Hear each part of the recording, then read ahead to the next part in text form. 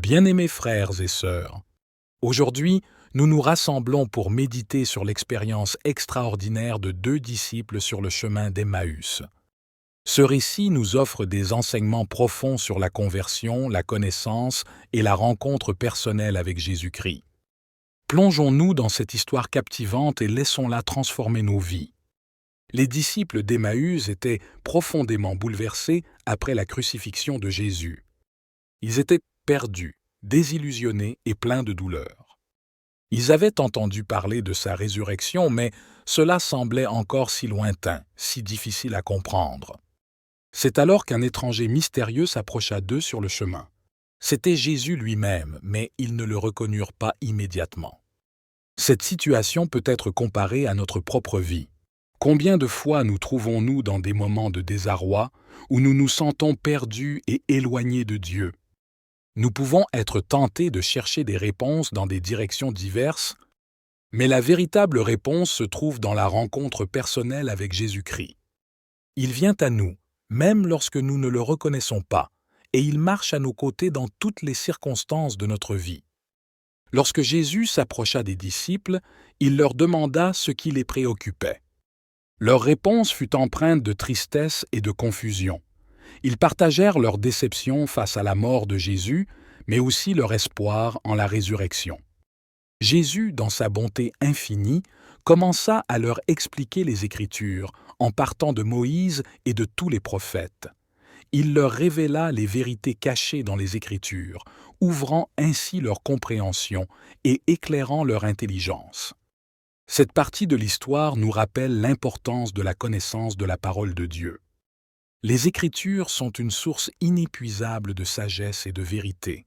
Elles nous révèlent le plan de Dieu pour notre salut et nous donnent des enseignements pour guider nos vies. Comme les disciples d'Emmaüs, nous devons nous immerger dans les Écritures, les étudier, les méditer et les laisser illuminer notre chemin. La connaissance de la parole de Dieu nous aide à reconnaître Jésus lorsqu'il vient à notre rencontre. Ensuite, les disciples invitèrent l'étranger à rester avec eux. Ils partagèrent un repas, et c'est lors de la fraction du pain que leurs yeux s'ouvrirent et qu'ils reconnurent Jésus. À ce moment-là, ils se rendirent compte que leur cœur brûlait en eux pendant qu'il leur expliquait les Écritures sur le chemin. Ce passage est d'une profondeur spirituelle incroyable. Il nous enseigne l'importance de l'Eucharistie dans notre vie de foi. Lorsque nous participons à la messe et que nous recevons le corps et le sang du Christ, Jésus se rend présent à nous d'une manière toute spéciale. Il se donne à nous dans l'Eucharistie, nous nourrissant spirituellement et nous fortifiant pour notre voyage sur le chemin de la vie. De plus, la fraction du pain dans l'expérience des disciples d'Emmaüs peut être vue comme un symbole de la communion fraternelle.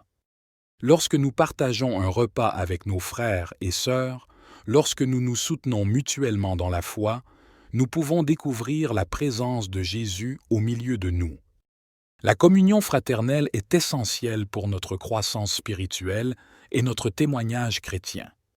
Chers frères et sœurs, l'expérience des disciples sur le chemin d'Emmaüs est une invitation à la conversion et à la connaissance profonde de Jésus-Christ. Elle nous rappelle que Jésus vient à notre rencontre même dans nos moments de confusion et de désarroi. Il nous parle à travers sa parole, nous nourrit dans l'Eucharistie et se révèle à nous dans les moments partagés avec nos frères et sœurs. L'expérience des disciples d'Emmaüs nous montre également l'importance de partager notre propre expérience avec les autres. Après avoir reconnu Jésus, les disciples revinrent à Jérusalem pour annoncer la bonne nouvelle aux autres disciples.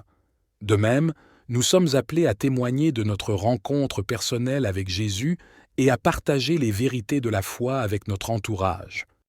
Notre conversion et notre connaissance de Jésus ne doivent pas rester uniquement pour nous, mais doivent être partagées avec générosité et amour. Prions ensemble. Seigneur Jésus, aide-nous à reconnaître ta présence dans nos vies à travers ta parole, l'Eucharistie et nos rencontres fraternelles, pour que nous puissions être témoins authentiques de ton amour dans le monde. Amen.